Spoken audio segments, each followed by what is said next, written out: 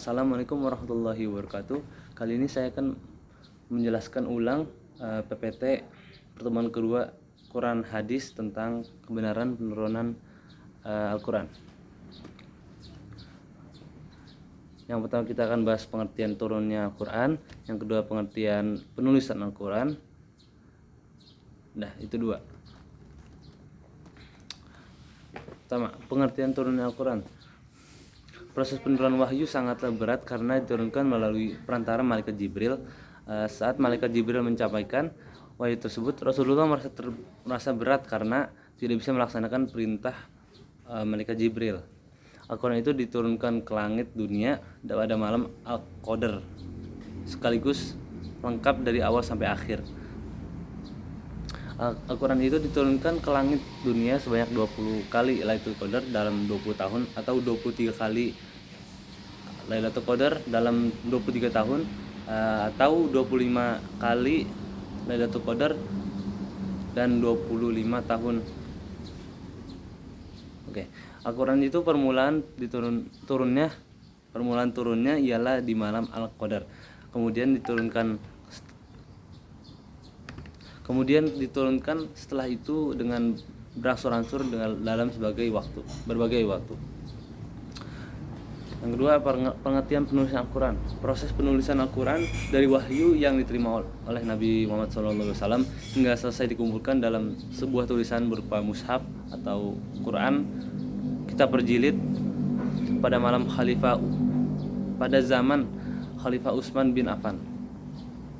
Yang pertama, ada penulisan di zaman Nabi, zaman Abu Bakar, sahabat Abu Bakar, dan yang terakhir zaman Utsman bin Affan. Pada zaman Nabi, pada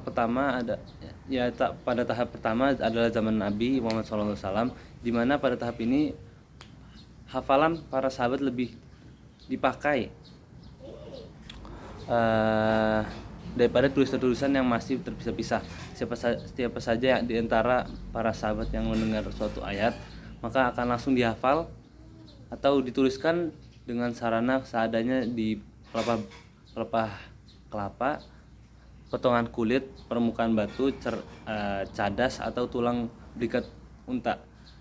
Jumlah para penghafal Al-Quran sangat banyak dibanding yang menulis. Pada zaman sahabat Abu Bakar, pada zaman ini terjadi banyak peperangan yang mengakibatkan para sahabat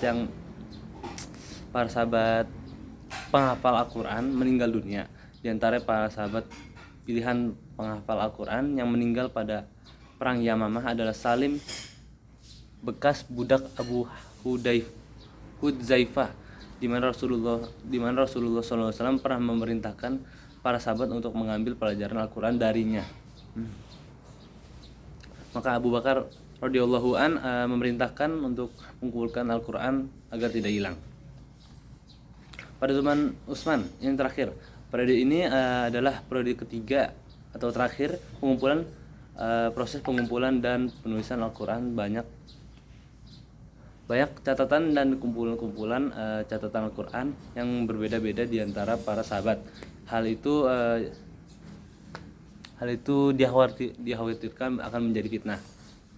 Maka Khalifah Utsman bin Affan memerintahkan untuk mengumpulkan mushaf-mushaf tersebut untuk menjadikan satu mushaf, sehingga kaum muslimin tidak berbeda-beda bacaannya yang bisa menyebabkan pertengkaran dan perpecahan. Sekian dari penjelasan saya. Assalamualaikum warahmatullahi wabarakatuh.